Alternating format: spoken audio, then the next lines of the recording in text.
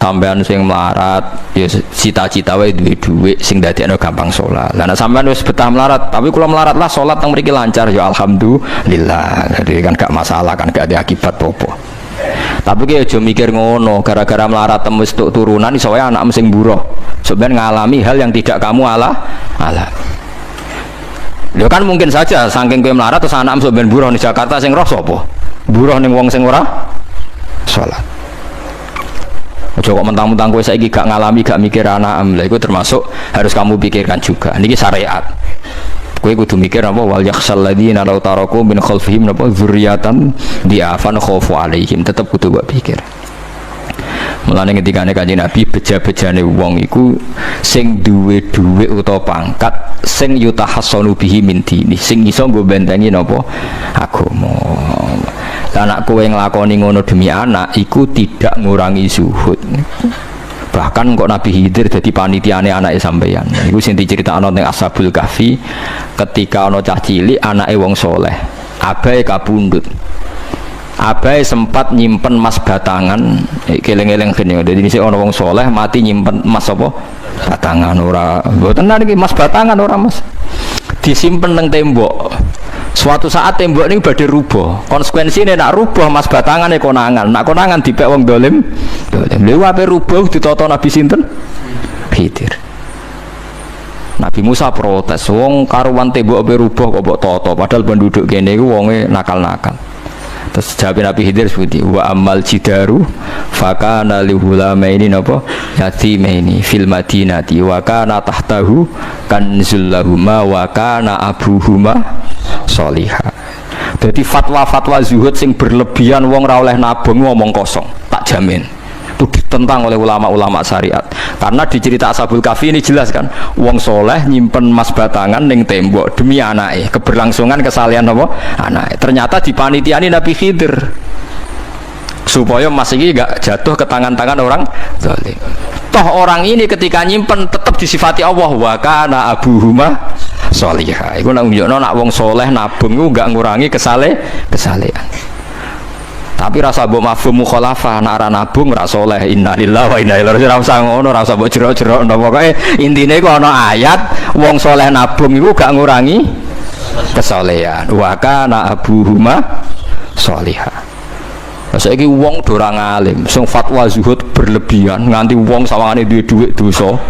Padahal mau dukung awake dhewe, paham nggih sing fatwa dukung napa? Awake dhewe. Keliru, pokoknya barang gak berlebihan keliru. Lah sing seneng dunya berlebihan, nganti miliaran pun gak jelas hitungannya. Ya nak cara kula sak sedengan misalnya sak ruhen mati ya warisan piro kan? 50 juta. Piro? Mesin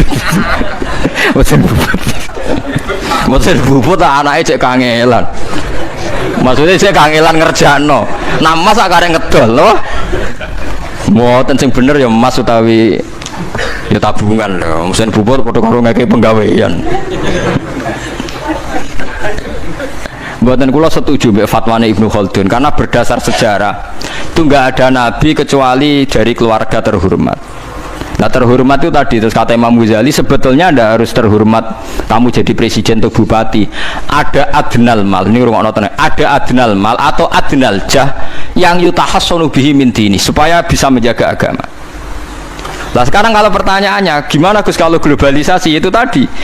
Jangan-jangan misalnya kalau kita ngobong gereja di Indonesia misalnya, terus masjid yang minoritas di negara lain diobong sebagai balasan perlakuan umat Islam mayoritas nyoba di Indonesia, terus gentinan Islam sing minoritas di negara lain ditindak. Itu jangan-jangan kita termasuk sebab dan teori itu juga sah. Wong pangeran yo momo tenan, cara ora pangeran yo kapok tenan mbek teori iku. Cara ora pangeran. Makanya niku nyata, wong sahabat tuh jenenge sahabat anyar-anyar Islam nggih over. Kados Ruhin Mustafa seneng-seneng kula atau over. Saking overe bedina misoi gereja, misoi watu pangeran niku. Jancuk watu kok disembah. Pangeran nopo watu jancuk watu disembah. Akhirnya wong kafir malah sih jancuk pisan pangeran. Pangeran akhirnya kena kan? Pangeran ya pangeran Allah akhirnya kena. Akhirnya ono syariat anyar. wala tasubbul ladzina tu'una min dunillah fayasubbu wa adwam bighairi ilm. Mat sahabat temu aja oleh misoi pangerane wong kafir. Kurbane aku mat. Jadi jangan kira semangat tuh. Misalnya kayak Ruhin terus semangat ngiyakno aku ora ngiyakno Kiai liya aku ora mau Kiai akeh. Dadi kabeh melane Nabi nate dawuh la yasubbur rajulu abahu. Wong jogeman misoi bapake. Sampai Nabi dibantah ya Rasulullah wa hal yasubbur rajulu abahu. Mosok tiyang misoi bapake piyambak. Terus Nabi jawab ya subbu abar rajuli fayasubbur rajulu abahu. Ya misoi bapake wong, akhire bapake dekne dipisoi. Ya mau misoi pangerane wong, akhirnya pengiranem dipisoi. Lah pengiranem ku sapa ora Allah kan. Nah sistem global itu ya teori itu ya mungkin. Jadi kalau Anda berbuat baik sama agama lain, mungkin agama lain berbuat baik sama kita. Di negara yang saudara kita minoritas, kayak di Bosnia, di Rohingya, di Phuket, di macam-macam, di Mindanao, mungkin bahkan di Amerika. Wong kendel ning Pulau Jawa perlu ditakoki, kowe kendel mergo mayoritas apa mergi yo? Mergo jihad. Sampeyan tak ceritani ini kisah nyata kula ndek kanca khusuk era karuan. Nek ana ora salat giye ning era karuan. Islam apa Islam ra gelem salat ngene. Suatu saat dek niku uripe era karuan akhire pindah ning Irian Jaya. Ning daerah mayoritas Kristen. Bareng kenalan kabeh jenenge martune sapa Kristen. Suatu saat kenalan mbek wong jenenge Kristen Abdul alhamdulillah padahal wonge ora salat. Mergo butuh tenan, butuhe ketemu Islam ra salat tak elas, penting apa? Islam. Terus dia ini sadar bener jenengan Gus, kula gedeng wong ra salat ku mergo ning Jawa, Gus. Bareng ning Sumatera, ning di daerah Irian. Gak iso gedeng. Kowe gedeng wong ra salat tak ning Jawa, jajal iki manggon Amerika. Ketemu wong asal padha Islam ya wis seneng. Lah iya artinya hukumnya wong gak ternyata ada ruang dan apa? Waktu. Ya kok kowe darani bojo mayu mergo ora tau metu. Kayak ngono. Soreng metu mesti tak ngerti kan waduh. Dadi wong ora ono sing bener asli paham iki cerita wong asli ora ono sing bener. Angger ana pembanding ya takobal apa napa? Minna minkum takobal apa? Ya kan. Mulane nganti dadi guyonan kena apa wong tuwa kok asring bojone do ucul mergo sing lanang ndelok bojone wong liya. Lali bojone sing elek terus dibarno. Ya tenan sebagian yang ngono tenan. Wong akeh sing diamuk sing lanang. Wong kok ayune ngono. Ngomong apa, Pak? Lho niku kanca kula tenan. Ngomong apa, Pak? Ya jujur wae jare sing lanang jawab. Masa wong jujur gak oleh jare apa? Wong jujur apa? Lah saiki sampean mulai mikir. Nak saiki ning Jawa ana wong Islam gak salat. Oke, kita gedeng atas nama fitrah agama. Roh wong minum ya gedeng. Tapi sebagian gedeng kita memang masalah kondisi. Buktine hal yang sama kowe ketemu Islam ra salat, nak kowe ning Irian Jaya, mbok ning Timor Leste kowe seneng. Pira-pira ketemu padha napa Islami. Senajan to ora napa ora salat. Iku mulane bener sak dur-dure ilmu wa faqa kulli ilmin napa alim. Sak dur-dure wong alim mesti ana wong alim. Saya itu baca teorinya Imam Ghazali, Ibnu Khaldun, terus teorinya Salahuddin Al-Ayyubi. Memang teori itu saling pembanding dan itu mesti kesimpulan saya tadi walau la dafwahin nasan apa ba'dhum bibadin. Jadi semua teori ini saling melengkapi. Ya memang kalau ketika kita dewa-dewa no fakir, zuhud, enak, tanpa hisab ini seakan-akan kita seneng fakir mergo bebas hisab. Nah, tapi nak delok randi kekuatan bergening ambek non muslim terus ke ape salat kangelan. Lho nggih to, misale sampean buruh ning Jakarta. Posisi buruh, majikan ra salat nek nyupiri, wae salat ra mandeg pe apa. Nah, tapi nak kowe sing majikan buruh ra salat. Wae mandek kowe salat. Ayo malah salat anutlah ra paham lah wis makmum. Gak tak pecat selesai kan. Oh tetap gara-gara melarat itu tetap raiso akomus sholat. Mulane ngaji ku sing imbang ya, ojo pengagum kemiskinan. Melarat itu rasa mbok kagum-kagum biasa ae.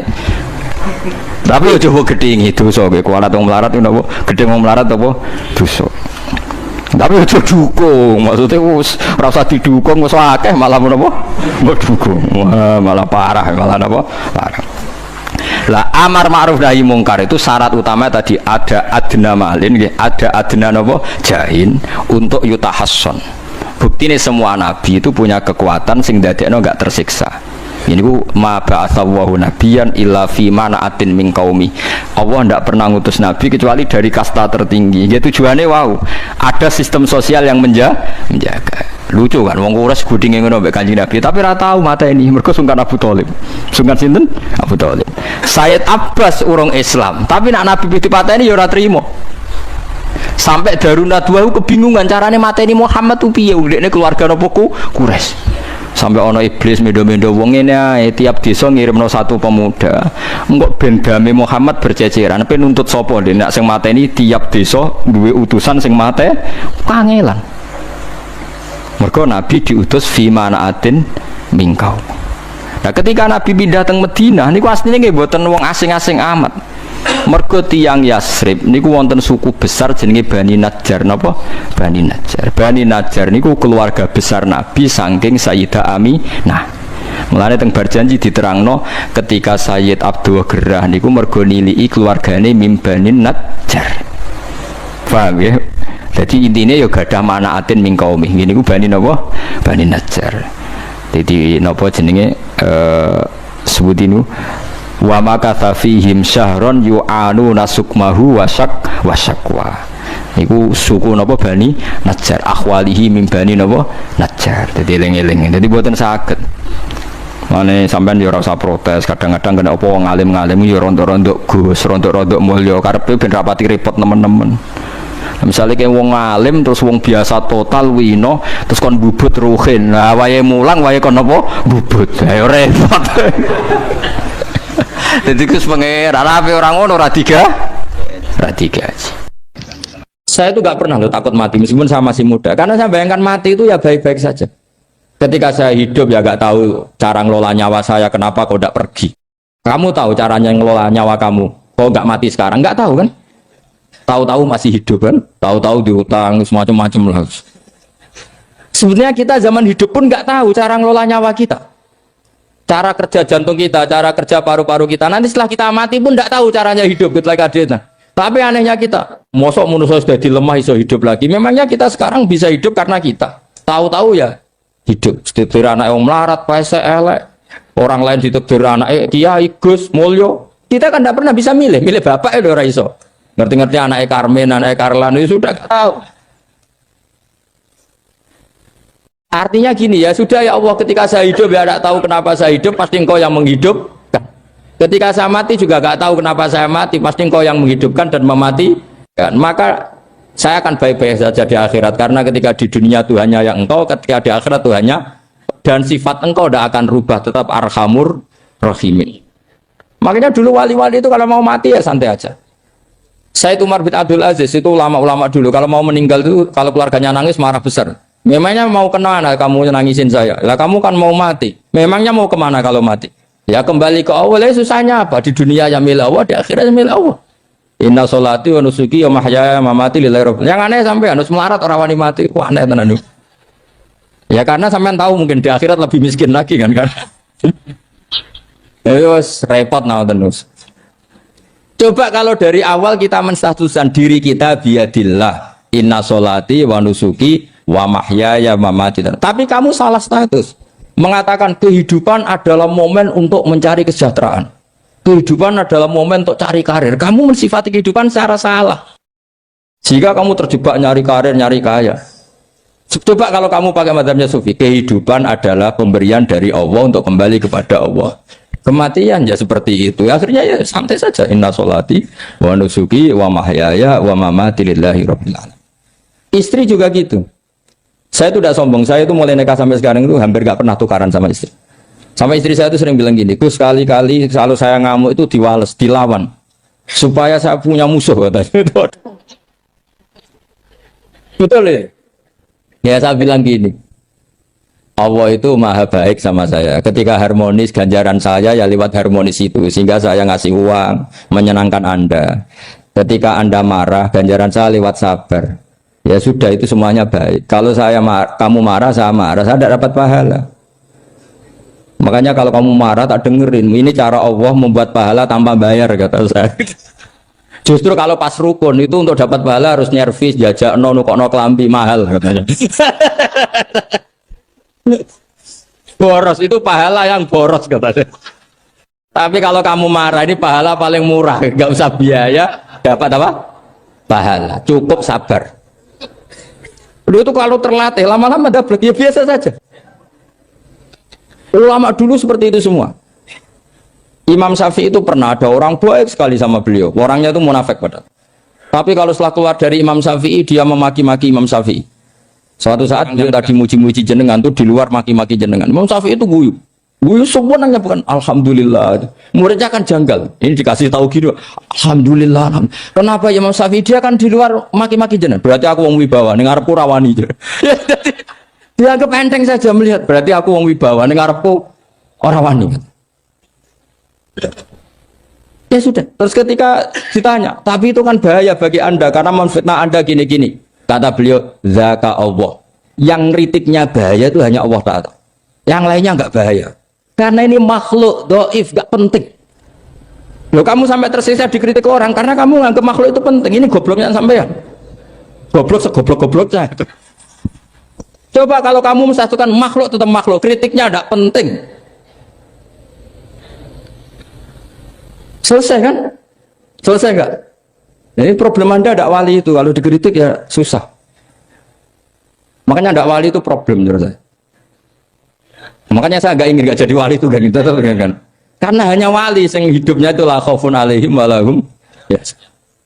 Orang dulu tuh semudah itu hidup. Gampang sekali.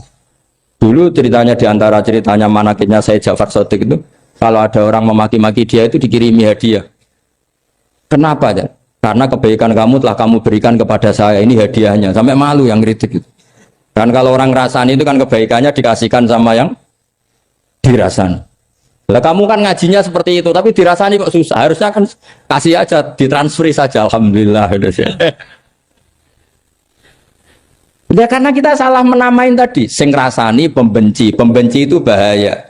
Sehingga kamu mereaksi secara serius. Coba kalau kamu pakai hukumnya Allah dan Rasul, pembenci itu pemberi kebaikan. Istri marah adalah pemberi kebaikan. Ada yang berani mulai meraktekannya. Latih begitu terus, insya Allah nanti hidup kamu barokah. Itu disebut wa'allama adamal asma. Dan itu yang diajarkan Rasulullah. Rasulullah itu kalau ngajarkan hidup tuh gampang sekali. Allahumma ja'alil hayata ziyadatan li fi kulli khairin wal mauta rohatan li min kulli syarrin. Jadi kalau kita hidup anggap saja peluang untuk nambah kebaikan. Kalau kita mati anggap saja akhir dari semua potensi kejahatan kita. Anda sekarang mungkin tidak zina tapi potensi zina. Anda sekarang tidak korupsi, potensi korupsi. Anda sekarang nggak selingkuh, tetap potensi selingkuh. Lah, Anda saja kalau mati berarti akhir dari segala potensi itu. Alhamdulillah. Makanya saya tuh nggak pernah takut mati. Karena saya misalnya setiap saat mati ya saya nanti akan bilang, ya Allah, ini sudah mau mati berarti mau akhir dari segala potensi keburukan saya. Alhamdulillah. Makanya itu ulama-ulama dulu kalau ada preman mati, saya guys, tonggone ra gelem muni saya, preman kurang ajar. Saya guys, tonggone tetap ra gelem muni saya. Padahal kiai ini muni, saya yang pun mati pun mboten sakit macam-macam niki pasti. Karena dia dengan mati berarti rohatan mingguli syarrin, keburukannya tidak terulang lah. Lah keburukan nggak terulang lagi itu saya apa buruk? Saya. Makanya kiainya minta saya ge niki, tonggone cek menengai. Saya ge menengai. Makanya suatu saat kalau ada gitu kamu harus bilang apa? Saya pun mboten jahat malih pun mati. Jadi kayak apa coba? Coba sekali-kali statuskan kalau al-hayat adalah ziyadatan lana fi kulli khairin. Al-maut adalah rohatan lana min kulli syarr. Sehingga kita hidup ya happy, mati juga happy, gak masalah. Terus kalau misalnya mendingin, tapi anak bojoku piye? Memang selama hidup anak bojomu bahagia. Petoke ya tambah musibah ya, Cok. Malah sombong lagi kamu, seakan-akan kamu Tuhan yang bisa mensejahterakan manusia. Wong isih urip buat bojomu terus ndonga muga-muga nang mati malah. Nah gak jelas termasuk dosane jenengan sedanten senengane cerita Nabi Adam. Nabi Adam mbok critakno dosane, mulane do kualat. Wong nyeritakno bapake kok nyeritakno napa? Dosane. Mulane kata kiai kualat wong bapake kok diler-ler napa? Dosane. Mulane nak cerita Nabi Adam ini kedah sempurna. Terus niki kula cicil juz tunggal napa wa 'allama Adamal napa? Asma. Pertama kali hubungannya Nabi Adam kalian Allah Subhanahu wa taala ini hubungan mengajarkan nama sesuatu. Jadi sampean jangan pakai teori modern bahwa apa artinya sebuah nama. Nama itu penting sekali. Sekali penamaan itu salah, berarti Anda menstatuskan secara salah, dan itu berakibat fatal. Jadi semua kesalahan manusia, mulai periode syirik, mensekutukan Allah itu karena kesalahan menyebut apa? Nama. Ini penting kolaboran. Jadi misalnya orang Arab itu ada batu tertentu yang dipahat disebut manat. Manat itu dari kosakata manan, pemberi. Yang satu disebut uzza, sesuatu yang aziz, yang agung. Sehingga akhirnya diperagungkan. Coba kalau misalnya Manat dan Lata itu ketemu orang Lasem, terus ditanyakan, ini batu apa ini? Dari Purwodadi apa dari Mojokerto? Yang mahat siapa? Ini irungnya tidak pas. Ini matanya kok agak picek. Andekan distatuskan seperti itu, kira-kira disembah apa enggak? Enggak. Iki pas pembuatan ini pate protol terus digenti gitu. Sehingga setiap kemusyrikan itu semua para nabi ngendikan inhiya illa asmaun sammaitumuha antum wa abaukum ma anzalallahu biha min sultan. Sebagian ayat ma anzalallahu biha min sultan. Bahwa kesalahan-kesalahan yang kamu timbulkan itu karena kamu kesalahan bikin nama. Makanya status itu penting. Nanti sampean tahu pentingnya yang saya katakan ini. Nanti setelah sampean mati, nanti mesti nyari saya karena kenangan ngaji ini. Ini Mas Atabik itu mas saya, beliau seorang dokter, tapi saya tidak akan bilang dia dokter karena nanti anak cucunya inginnya jadi dosen. Tapi kalau saya menstatuskan dia turunan Mbah Sambu, babai wong alim. Wah anak putune arah alim isin. Dia nak di status no pegawai negeri dosen. Wah anak putune boleh dua pikirannya kan. Karena status itu mengilhami ya Pak, status itu karena itu yang dikenalkan. Makanya ini penting.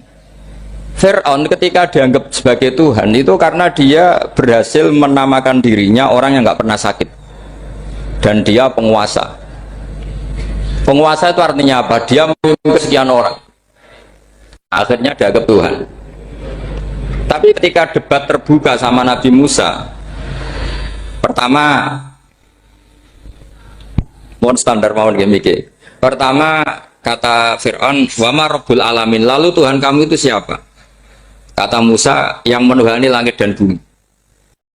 Fir'aun masih bisa berargumentasi, setahu saya di bumi Tuhan hanya saya. Soal kemungkinan Tuhan Anda di langit, terus Fir'aun nyuruh Haman, ya Haman ibnili sorhal ali abluhul asbab as-samawati fa'attali'a ila ilahi Musa. Tapi kalau itu dibuktikan, nanti Musa pasti kalah. Karena kalau Fir'aun naik ke langit, pasti nggak melihat Tuhan.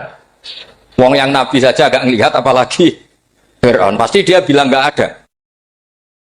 Tapi apa yang bisa mengalahkan Fir'aun adalah argumentasi status. Kata Musa, Rabbukum wa Rabbu abaikumul awalin. Yang nuhani nenek moyang kamu. Artinya kalau Fir'aun Tuhan, itu berarti Tuhan balita. Karena mbah-mbahnya dulu tanpa Tuhan. Karena Tuhannya lahir terlambat. Akhirnya Fir'aun saat itu juga para pengikut Fir'aun langsung menjadi mukmin meskipun menyembunyikan imannya. Karena kalau Fir'aun Tuhan berarti mbah-mbahnya tidak punya Tuhan. Karena Tuhannya baru dilahirkan kemudian. Artinya gini, andaikan Fir'aun distatuskan al-maulud, orang yang dilahirkan, maka tidak akan ada orang yang menuhankan Fir'aun. Atau Fir'aun dibahasakan wujida ba'da alam yakun, dia ada setelah dulu-dulunya tidak ada. Apapun hebatnya Donald Trump, apapun hebatnya Cleopatra, apa Fir'aun, semuanya itu wujidu ba'da alam yakun, mereka ada dari tidak ada. Yang seperti ini pasti tidak Tuhan. Makanya Allah mengenalkan manusia itu sederhana supaya tidak pernah jadi Tuhan. Hal ata alal insani khinum minad dahri lam yakun syai'am mazkura. Manusia itu siapa? Ya manusia itu makhluk yang ada dari tidak ada. Dengan status itu nggak mungkin kamu tuhankan. Ini penting saya utarakan. Jadi buah gerakan Allah itu pasti dimulai salah penamaan. Makanya saya kemarin ketika Mbah Mun intakola ila rofiqil ala, ketika beliau wafat, saya bilang ke anak-anak Anwar, statuskan Mbah Mun sebagai orang alim, allama, al-faqih, muridnya Sayyid Alawi, muridnya Mbah Zubair. Sekali Anda menstatuskan beliau orang besar, tepaan santri sing mau luhur kepengin ditiru besar itu. Nah, niru besar itu terus ono santri mau ita itu tok ngerasa gede repot. Sama, makanya saya nggak pernah. Sebenarnya saya tahu, Mas Atabik ini mas saya itu dosen saya tahu, tapi saya tidak pernah ngomong dosen. Oh, anak-anak era menjadi wong alim, menjadi dosen malah langsung menjadi wong alim, malah celaka mana itu. Jadi karena salah status itu nanti panjang, akibatnya itu panjang. Makanya saya itu sebetulnya ya risih dikatakan Gus Bak itu orang alim, sebenarnya risih. Tapi saya seneng saja. Sing seneng benir walime, sing hasut takjak kompetisi. Jadi nikmati ya. Jadi sing seneng benir walime, sing seneng itu hasut takjak kompetisi, takjak maca tafsir, naram meriang ya. Ngono paling maca primbon mek terjemah. Ini penting, jadi itu yang disebut wa'allama adamal. Makanya Allah itu mengkritik semua kesalahan manusia dimulai dari salah penamaan. Makanya saya kemarin Pak Pilpres sering bilang, kalau presidennya ini maslahat, kalau enggak ini enggak maslahat. Mana ada kemaslahatan ditentukan hanya oleh seorang presiden? Itu tauhid kita di mana? Memang kita secara syariat harus milih sesuai istiadat kita, tapi tidak usah dong menggantungkan kesejahteraan sama seorang makhluk, itu tidak boleh. Secara tauhid tidak boleh. Makanya ini penting sekali. Jadi nggak boleh orang salah nama. Kita tetap memilih presiden, milih kiai, milih siapa saja, tapi tidak boleh menstatuskan manusia sama dengan status Tuhan. Itu bahaya sekali dalam ilmu tauhid. Saya teruskan ya. Nah ini sekaligus latihan tauhid sama latihan tafsir ya. Sampun nggih. Kula terusno malih. Pun santai mawon. Kula ki ikhlas ora ngarah gelo santai mawon. Wong umpama ora sida ngaji ora gelo apa meneh trimo mik rusak. Ndak, karena saya itu insya Allah ndak akan pernah salah nama. Saya punya cerita ya, tentang nama itu. Ketika seseorang baik sama tetangga, itu kalau sampean seorang mukmin yang mukhlis, mukmin yang ikhlas, pasti ya karena diperintah Allah. Saya ngajar seperti ini karena diperintah Allah. Baik sama pernah sepuh karena saya turunan Mbah Sambu, ya karena menghormati Mbah Sambu. Itu bagus. Sehingga dulu itu ada ulama, saya berkali-kali cerita, ada ulama punya tetangga itu berdua anak muda. Ya Ahmad, silahkan ke rumah saya. Datang. Setelah datang ke rumah pemuda tadi, kata pemuda tadi, ya Ahmad silahkan kembali, saya tidak butuh kamu. Kembali Imam Ahmad, dan santai saja. Setelah kembali sekian menit dipanggil lagi, ya Ahmad saya jadi butuh kamu, datang ke rumah saya. Datang lagi. Setelah datang, saya tidak butuh kamu, silahkan pulang. Pulang sampai 3 kali. Itu Imam Ahmad senangnya bukan main, kelihatan ceria senang. Lama-lama muda ini tanya, ya Ahmad kenapa Anda tidak tersinggung, bukankah itu menyakitkan? Enggak, kata saya. Tapi saya akan menyebalkan. Enggak, kata saya. Kata Imam Ahmad, kenapa aja? Saya ini diperintah sama Allah, kan apik mbek tangga. Dadi nek mbok udang ya teko, mbok kon mulai ya mulai. Alhamdulillah iso nglakoni perintahe Allah. Dadi aku ora ono hubungane mbek kowe. Sehingga orang itu nggak bisa didikte oleh di sekelilingnya karena ya hubungannya langsung sama Allah Subhanahu wa Ta'ala. Jadi dulu tuh orang jadi wali itu segampang itu. Kalau kamu kan enggak, hukum tentang tetangga itu kamu kayak orang kapitalis, kayak orang komunis, pakai teori sosial. Nak diapi yo apik, dieleki yo elek. Itu kan pikiran PKI.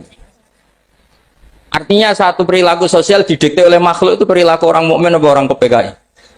Itu orang PKI. Kalau orang mukmin ya mangkana yu'minu billahi wal yaumil akhir fal yukrim jarahu. Kita baik sama tetangga karena diperintah Allah, sehingga kecewa ada kecewa ya santai saja. Imam Ahmad katanya, kenapa engkau tetap ceria? Aku ora urusan mbek kowe, urusanku mbek pangeran. Pangeran ngutus sampe mbek tonggo.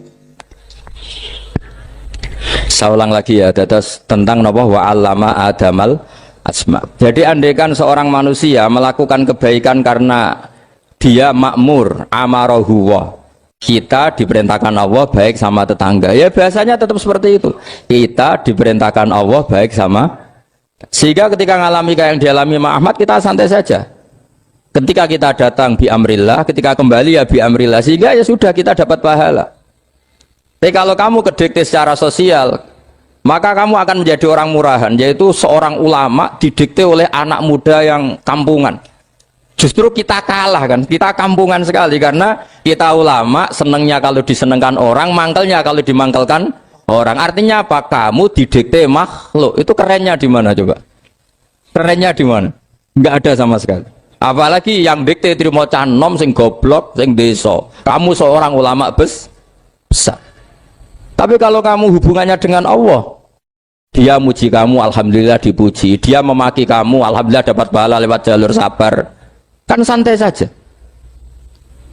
Sehingga saya berkali-kali bilang, setan itu untungnya tidak pernah ngaji saya. Kalau ngaji dia pasti ngerusak metode, merubah metode. Tapi saya tadi berdoa supaya ngaji ini gak didengar setan. Setan itu ya goblok betul. Setan itu kan suka ya kalau anaknya kiai, cucu kiai dibikin konflik. Dia ngiranya dengan konflik pondok itu tidak solid. Ternyata enggak. Misalnya Mas Atabe konflik sama keluarga Bani Lasem, terus ada yang minggat ke Papua kemana-mana. Namanya turunan kiai di mana-mana bikin pondok, bikin masjid. Yang dulu masjid hanya ada di Lasem, barokahnya tukaran ada di mana-mana. Lah itu namanya setan, salah perhitungan apa? Makanya gobloknya dia itu udah ngaji saya. Kalau ngaji tak kasih tahu itu bahaya itu. Bikin kiai konflik itu bahaya. Iya betul. Islam ada di Indonesia itu ya barokahnya konfliknya sahabat. Sayyidina Ali dan Sayyidina Muawiyah itu konflik. Banyak sahabat netral yang ingin menghindari itu mau ke Cina. Di Selat Malaka sebagian terdampar, terus ada yang ke Aceh, ada yang ke Sumatera, namanya Sayyidina Ali. Makanya awal Islam di Indonesia dimulai Syekh Yusuf Baros itu. Kalau Timur Tengah nggak ada tukaran tuh udah ada Islam menyebar kemana-mana. Nah setan ngiranya kalau sahabat tukaran itu nanti kacau. Ternyata enggak, malah Islam menyebar kemana-mana, barokahnya tukaran. Dulu Solo karena konflik ya banyak ulama yang ke Selasem kemana-mana gara-gara Solo gak kondusif. Akhirnya kayaknya keduman basambu, keduman macem-macem. Sedungak nomawon kiai tukaran terus betul apa-apa. Yang penting ora bacok-bacokan, rasan-sandetan wis. Terus pokoknya rasan-rasanan ringan ya sudah itu bagus.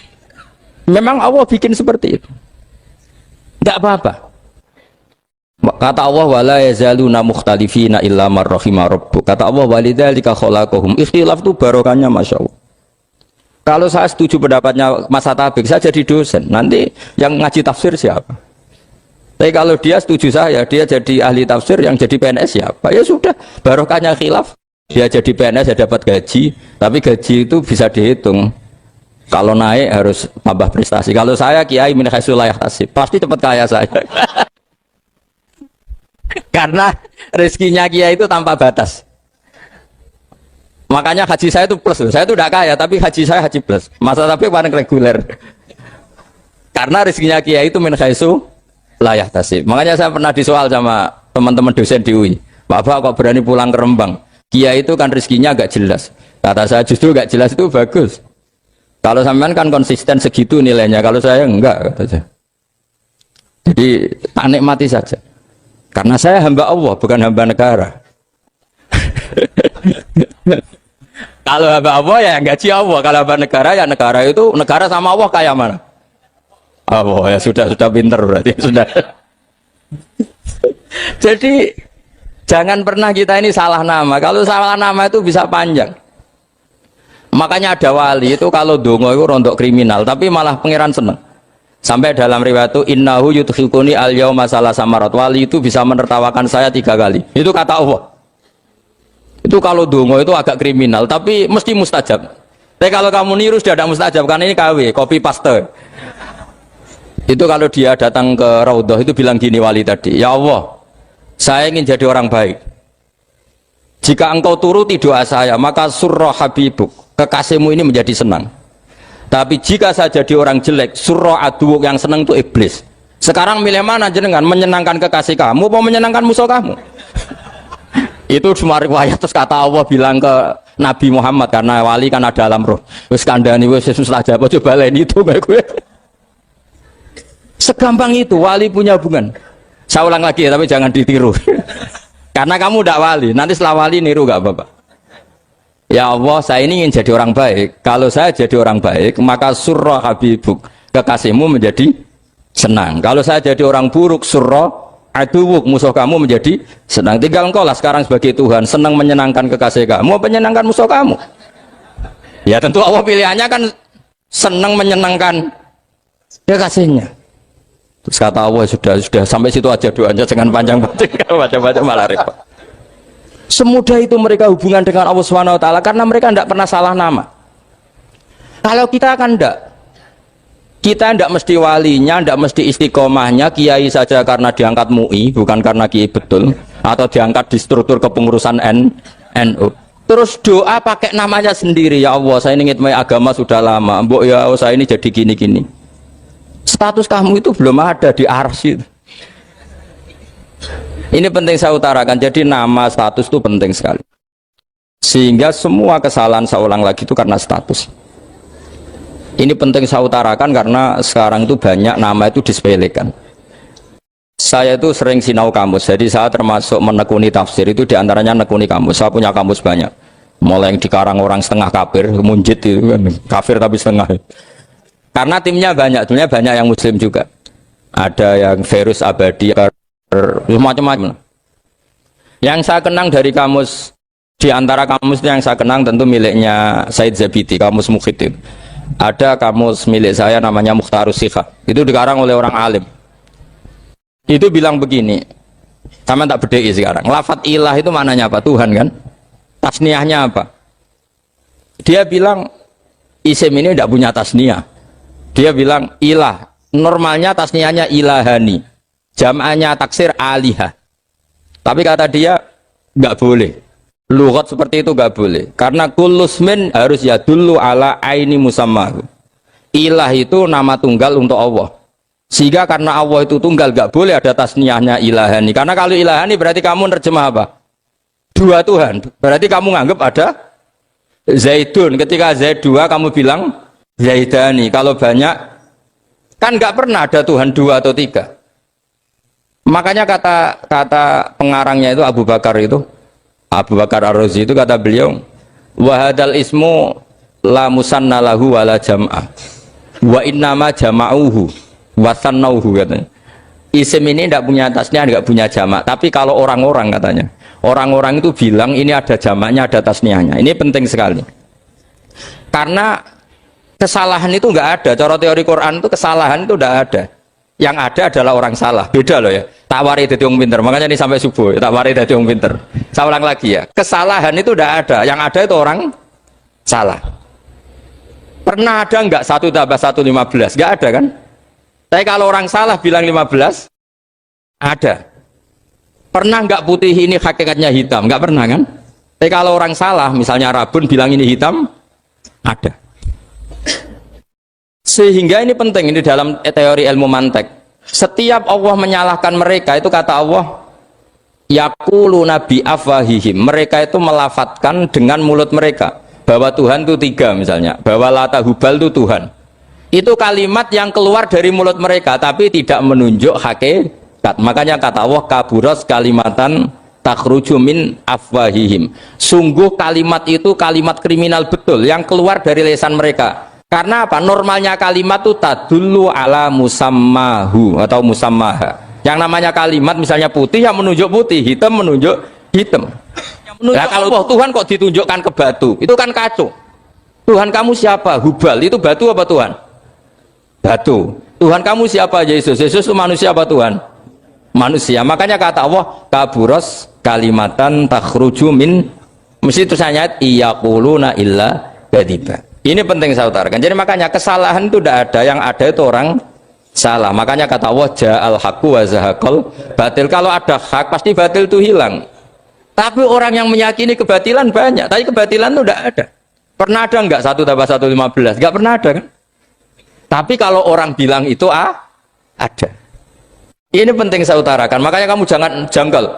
Kata Allah ja'al haqqu wa zaqal batil. Ternyata sekarang kebatilan ada di mana-mana. Barang batil itu enggak pernah ada. Yang ada pelakunya. Misalnya nyon saya misalnya gini. Zina itu mengenakkan apa enggak? Kata orang yang ahli nafsu mengenakkan. Tapi hakikatnya tidak pernah mengenakan. Sekarang tanyakan yang pernah melakukan itu, yang terhantui dosa oleh itu. Hakikatnya menyakitkan apa mengenakan? Menyakitkan. Tapi yang bilang mengenakan ada, tapi hakikatnya tetap menyakitkan. Nah, semua kesalahan manusia itu dimulai cara membahasakan. Mengambil uang negara korupsi itu kata yang baru keturutan nafsu nih. Enak punya uang banyak, mengenakkan. Tapi kata yang sudah ketangkep, menyakitkan. Nah faktanya korupsi itu dihisap sampai akhirat. Statusnya itu menyakitkan apa mengenakkan? Menyakitkan. Andai kan orang menstatuskan korupsi menyakitkan, maka akan menjauhi korupsi. Makanya semua kesalahan itu dimulai dari salah memberi nama. Ini penting saya utarakan supaya kamu kalau menafsirkan Quran itu nanti terus benar. Makanya setiap kesalahan kata Allah apa? Kaburas kalimatan takhruju min afwai. Nah kalau kalimat itu nyata kata Allah kalimatu haqqin aliyana hya wa aliyana mut wa aliyana nub'as. Atau katanya istilah pangeran dzalika bi anna Allah wal haqqu wa ma yatuna min dunihi wal batil. Nanti terus urut, sampean baca Quran nanti bisa kayak saya urut, konsisten. Yaitu tadi. Misalnya Fir'aun itu orang pakai status yang diajarkan Allah ke kita. Fir'aun adalah wujida ba'da alam yakun. Fir'aun adalah makhluk yang sekarang ada, tapi dulu-dulunya tidak ada. Padahal sebelum ada Fir'aun sudah ada bumi, ada langit, ada matahari. Sebelum ada Yesus, ada Isa, sudah ada bumi, ada matahari. Artinya apa? Zaman langit bumi ada, penyebabnya Isa apa enggak? Enggak kan? Karena dia ada setelah adanya langit dan bumi. Fir'aun juga gitu. Yesus juga gitu, semuanya begitu. Makanya Allah mengajari kita apa? Hal ata alal insani hinum minad dahri lam yakun syai'am madhkura. Katakan manusia itu siapa? Manusia adalah makhluk wujud yang dulu tidak ada. Sekarang banyak enggak orang yang sudah kaya sebelum Pak Jokowi jadi presiden, sebelum Pak SBY jadi presiden, sebelum Pak Karno jadi presiden? Banyak enggak yang sudah kaya sebelum? Banyak kan? Artinya yang mengkayakan itu presiden Pak Allah. Allah. Sekarang kamu miskin, kamu nggak bisa nyalahkan Pak Jokowi. Sebelum Pak Jokowi presiden, kamu sudah miskin. Ya, artinya yang memiskinkan itu presiden apa takdir? Takdir. Makanya wa anna ila rabbikal muntaha wa annahu adhaka wa abka wa annahu amata wa ahya wa annahu khalaqaz zawjaini dzakara wal unsa. Jadi kita miskin ya karena kehendak Allah, kita kaya kan semua itu karena Allah. Tapi kita terjebak hukum modern. Nak presiden iki sejahtera, anak iki ora. Ya mungkin secara bahasa syariat mungkin ada benarnya, tapi kita ini kan dilatih ilmu hakikat. Tak ulang malam 13 Dzulhijjah masuk ilmu cek syariat tok. Kok gak pinter-pinter banget cek goblok kan gitu. Kenapa nama itu penting? Begini. Alam yang dipakai Quran, alam itu nama ya, alam mangkul. Semua alam. Wah nanti subuh tak jamin pinter nih. Tapi saya tetap mau setengah jam. Karena saya tahu sampai subuh pun kira-kira ya tidak pinter, jadi ya setengah jam. Jadi nanti kalau kamu ditanya, kenapa tidak pinter? Mari Gus Bak ngulangi setengah jam. Punya alasan. Kalau sampai subuh kok gak pinter kan? Goblok banget nanti subuh orang pinter. Ya nak orang-orang bilang gitu. Lah anak ngomongin, oh mesti salah metode, gurune yang salah. Diulang orang pinter-pinter mesti salah sing ngulang gitu. Pala repot lagi nanti. Saya beri satu teori bahwa nama itu penting. Rasulullah itu pernah guyon gini, ini guyon betul ada di hadis sahih, ada di juz 3 di kitab Bukhari. Allah itu kalau ingin bully, Allah itu suka bully, suka goda orang. Kalau ingin bully orang kafir itu menamakan kekasihnya namanya Muhammad. Makanya Nabi pernah guyon. Ala ta'jabuna kaifa yasrifu wa anni syatma quraisin wa la'nahu. Kenapa Anda nggak pernah berpikir bahwa Allah begitu mencintai saya sampai bikin nama untuk saya itu nama yang membingungkan semua orang kafir? Karena kalau Abu Jahal nyari Muhammad mana itu, kalau kamu tahu bahasa Arab berarti artinya kan orang terpuji mana. Padahal Abu Jahal itu menghindari kata orang terpuji. Jadi bingung dia. Muhammad kamu janjo, coba kamu terjemah. Wahai orang terpuji kamu, itu kan kado semua. Makanya Allah itu suka bully. Jadi kata Nabi Muhammad, kamu tahu betapa Allah itu mencintai saya dan bikin bingung orang-orang yang menghujat saya. Karena mereka kalau menghujat saya tetap menamai Muhammad. Itu coba kalau kamu tahu bahasa Arab, mana Muhammad orang yang berarti kira-kira kalau Abu Jahal Misa itu jancuk kamu Muhammad. Berarti artinya apa? Wahai orang terpuji, kamu jancuk. Ini kalimat yang kacau kan? Akhirnya Abu Jahal pinter. Kalau nyari Muhammad bilang gitu. Ya mudammam, ainal mudammam. Makanya kata Nabi, yastamu namudammaman wa yal'aunu namudammaman wa ana Muhammad. Akhirnya Abu Jahal kalau nyari Muhammad, ainal mudammam, mana orang yang tercela? Akhirnya orang-orang tanya, mudammam itu siapa? Muhammad itu loh. Akhirnya dia bingung lagi. Ya Muhammad itu loh. Akhirnya ya bilang Muhammad lagi. Jadi kayak apa? Makanya itu saya mangkal kalau sama orang dan anaknya Kiai jenenge Agus karena ya tetap diceluk Gus. Karena ya saya itu punya teman itu gak Gus, mangkalnya bukan main sama anaknya Kiai. Dia punya cita-cita anaknya nanti dinamai hanya Agus saja. Supaya semuanya manggil. Terus nanti yang hasut ya bilang Gus. Kayak kemarin pas Pilpres itu macam-macam. Tapi ini penting saya utarakan, jadi nama itu nggak boleh salah, status juga nggak boleh salah. Makanya saya ingin misalnya anaknya Kiai kok jadi pejabat, ya sudahlah jabat itu. Saya betul, saya sampai sekarang dengan Gus Yasin itu ya tetap nyucup. Saya bilang ini putra guru saya, ini Gus saya. Saya tidak pernah membahasakan beliau wakil gubernur. Bahayanya nanti suatu saat, oh ini mantan, kan repot. Jadi ini penting, status itu penting. Orang sekali salah status itu bahaya, ke depan itu bahaya sekali. Karena tadi saya bilang, tadi misalnya banyak kan anaknya orang-orang alim alama, terus anak cucunya jadi dosen atau jadi doktor gitu. Terus ini yang jadi status. Nggak boleh seperti itu. Ya sudah, dokter secara akademik, dia jadi PNS karena kestatusan itu, tapi di keluarga tetap saja status alimnya saja. Atau mudawimul khairi, mudawimul tahajud. Mudawimu apalah, ini selalu tahajud, ini selalu deres, ini selalu ibadah. Sehingga anak cucu kita ya kenangannya itu. Anak-anak saya meskipun kecil itu jamaah terus, karena ya saya selalu jamaah. Dan saya melihat, kalau anak saya tanya, Pak, kenapa Bapak sholat terus? Ya saya bilang, sepantas ya, jadi manusia sujud, cuma selama dudunya melok nganggo, pangeran dibayari ya ora gelem.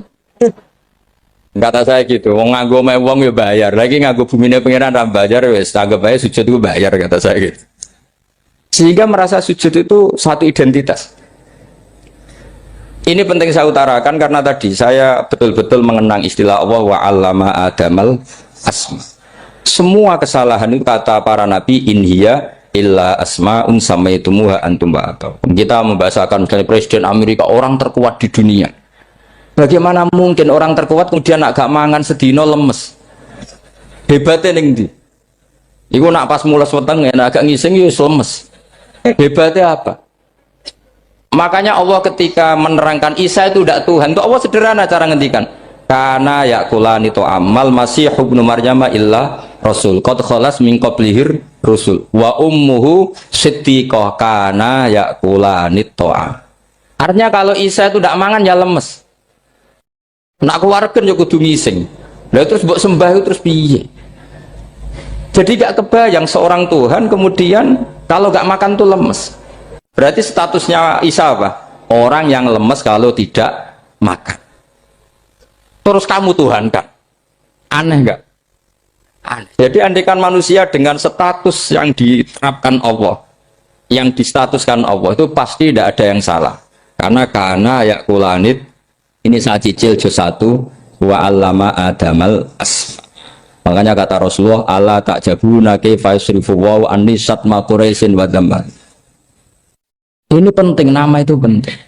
Karena sekali nama ini salah, coba misalnya orang sepakat darani Fir'aun itu wujida ba'da alam yakun. Fir'aun itu ada yang dulu-dulunya tidak ada. Hal ata alal insani hinum minad dahri lam yakun syai'am mat. Coba kalau kamu melihat sekarang kamu hidup itu apa? Untuk sujud. Sujud itu murah, gampang. untuk mengenal Allah. Allah itu gampang kita kenal karena Allah itu adzaru minadz dzahir. Adzaru dzahir itu Allah, zat yang begitu jelas. Lah mati itu mau apa? Ya menuju Allah. Hidup menyaksikan Allah, mati menyaksikan Allah itu nyaman. Yang menjadi tidak nyaman karena kamu salah bikin status. Hidup untuk menggapai cita-cita, untuk sukses. Tek wong komunis yo mending ngono, lonte yo mending ngono, copet yo mending ngono. Rumang samu sing men bahagia iku ya tok. Rumang samu sing men duwe akeh ku tok. Coba copet kamu tanya, kenapa kamu nyopet? Ingin punya uang banyak. Nanti saya kiai tak kok sering dakwah kena opo? Repot to. Ngajape ngono maksudnya. Saya nak jawab dakwah nyebarno Islam, aku ora dibayar apa-apa. Waras berarti, napa? Ini penting saya utarakan, makanya saya itu mau ngajar itu diantara itu. Al ismu ya dulu ala musamma. Maka itu hebatnya Quran. Quran itu ketika menjamakkan kata ilah itu diulang. Qul law kana ma'ahu alihatun kama yaqulun kata Allah. Karena lafaz ilah itu tidak boleh dijamakkan. Itu jamak kriminal. Loh kok tidak kriminal gimana coba? Kalau Zaidun itu satu, boleh nggak kamu mengatakan ja'a Zaidani? Nggak boleh kan? Kalau Zaidun satu, boleh nggak kamu mengatakan ja'a Zaiduna? Nggak boleh kan? Sama ilah itu satu apa dua? Satu. Boleh nggak kamu katakan ilahani, dua Tuhan? Nggak boleh. Makanya Allah kalau mengatakan alihah itu qul law kana ma'ahu alihah, andekan. Lau itu andekan. Itu aja masih ditututi kama yaqulun, sebagaimana mereka katakan. Karena lafaz ilah itu tidak pernah punya jamak alihah. Makanya Allah mengatakan qul law kana ma'ahu alihah, masih ditambahi kama yaqulun, tapi itu kata mereka kira-kira gitu. Maka kenangan saya sama Batu Rehan, saya ini masih pernah setuju sama Batu Rehan karena saya mbah saya kandung namanya Fatimah, itu abahnya itu orang sini, Fakhriyas itu. Ibunya itu orang Kudus, makanya saya ini ya turunan Kudus, turunan Nas. Itu kalau Batu Rehan, kalau hari kematian Yesus, itu kan ditulis hari wafatnya Yesus. Batu Rehan kan tentu meyakini Yesus itu Isa itu tidak mati tapi makanya di kalender Kudus sampai lihat itu kan matinya Sibah Isa kan ada dalam kurung Sibah Isa. Jadi yang mati itu Sibah Isa. Karena kalau yang mati Isa kan menyalahi Quran wa ma qataluhu wa ma salabuhu walakin subyalah. Maka ditulis kematian Sibah Isa. Hanya Almanak Kudus, yang lainnya enggak karena sudah ikut bahasa nasional. Saya pernah agak bantah dulu, ya masih ditulis gini saja, kematian Yesus dalam kurung katanya.